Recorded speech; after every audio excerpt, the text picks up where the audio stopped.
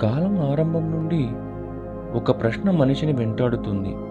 ఆత్మ అంటే ఏమిటి? ఇది కేవలం శరీరాన్ని నడిపించే శక్తేనా, లేక అంతకు మించి ఏదైనా ఉందా? తెలుపు, బంగారం, నీలం రంగుల్లో మెరుస్తుందని ఎందుకంటారు?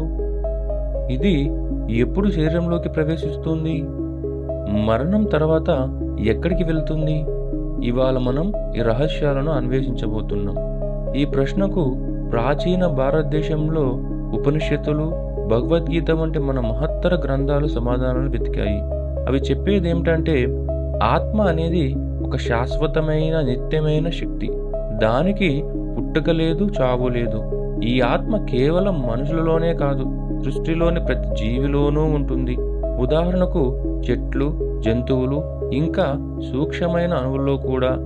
నిజానికి మనలోని ఆత్మ అనేది సృష్టిలోని పరమాత్మ అనే సర్వసత్యం నుండి వచ్చిన ఒక చిన్న భాగం లాంటిది.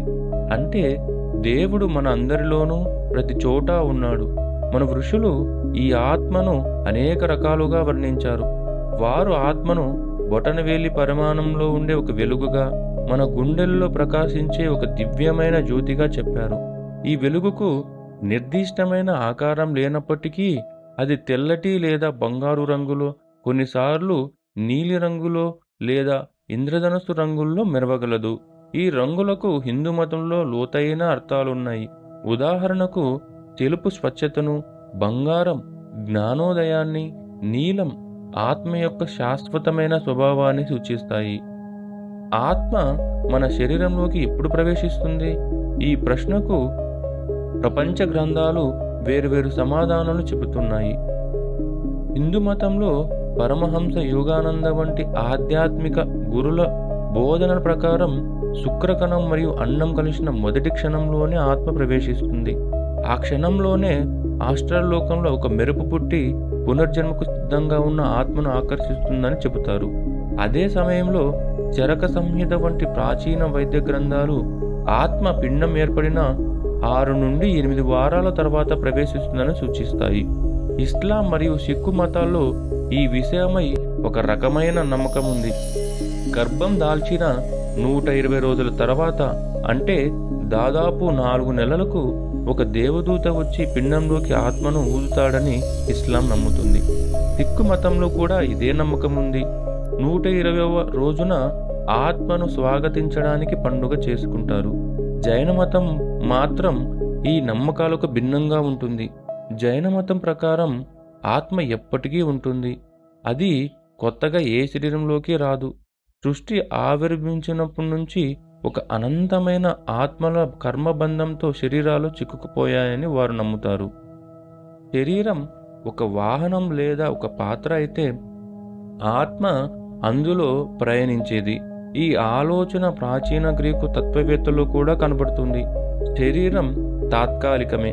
మరి మరణం తర్వాత ఆత్మ ఎక్కడికి వెళ్తుంది? ఈ ప్రశ్నకు ప్రపంచ గ్రంథాలు 2 ప్రధాన మార్గాలను చెబుతున్నాయి.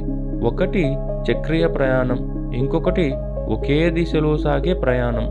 చక్రీయ ప్రయాణం హిందూ, జైను, సిక్కు మతాల ప్రకారం మరణం అంతం కాదు. ఇది పునర్జన్మల చక్రంలో ఒక భాగం. మీ కర్మలే మీ తర్వాతి జీవితాన్ని నిర్ణయిస్తాయి. మరణం తర్వాత ఆత్మ వెంటనే పునర్జన్మ తీసుకోదు. ఇది స్వర్గం, నరకం వంటి తాత్కాలిక లోకాల్లో గడుపుతుంది. ఆత్మకు కాలం అనేది లీనియర్గా ఉండదు. అందువల్ల కొన్ని శతాబ్దాల తర్వాత పునర్జన్మ తీసుకున్నా ఆ ఆత్మకు ఇది తక్షణమే జరిగినట్టు అనిపించవచ్చు. టిబెటన్ బౌద్ధ మతం ఈ ప్రయాణానికి మరింత స్పష్టమైన సమయాన్ని చెబుతుంది. వారి Tibetan book of the dead ప్రకారం మరణం మరియు పునర్జన్మ మధ్య ఉన్న కాలాన్ని బార్డో అని పిలుస్తారు. ఇది గరిష్టంగా 49 రోజులు ఉంటుంది. రెండవది ఒకే దిశలో ప్రయాణం. క్రైస్తవం మరియు ఇస్లాం వంటి అబ్రహామిక్ మతాల పునర్జన్మను అంగీకరించవు. వారికి జీవితం ఒక్కటే. అది తుది తీర్పుకు ఒక పరీక్ష. ఒక మనిషి చనిపోయిన తర్వాత అతని ఆత్మ నేరుగా దేవుడి దగ్గరకు వెళ్తుంది. అక్కడ అది తుది తీర్పు కోసం ఎదురు చూస్తుంది. ఇస్లాంలో ఆత్మ బరాజ్ అనే లోకంలో ఉండి అది తుది తీర్పు దినం కోసం ఎదురు చూస్తుంది. మనం చనిపోయిన తర్వాత మన ప్రయాణాన్ని ఎవరు చూసుకుంటారు? హిందూ మతంలో యముడు, ఆయన సహాయకుడు చిత్రగుప్తుడు ప్రతి మనిషి కర్మ లెక్కలను పరిశీలించి ఆత్మ స్వర్గానికి వెళ్ళాలా లేదా పునర్జన్మ తీసుకోవాలా అని నిర్ణయిస్తారు. ఇస్లాంలో ఈ ప్రక్రియను దేవదూతల శ్రేణి పర్యవేక్షిస్తుంది. అని దేవదూత ఆత్మను శరీరం నుండి బయటకు తీస్తాడు. తర్వాత ముంకర్ మరియు నకీర్ అనే మరో ఇద్దరు దేవదూతల సమాధిలో ఆత్మను ప్రశ్నిస్తారు. టిబెటన్ బౌద్ధ మతంలో ఆత్మ ప్రయాణానికి ఒక నిర్దిష్టమైన మార్గదర్శి లేడు.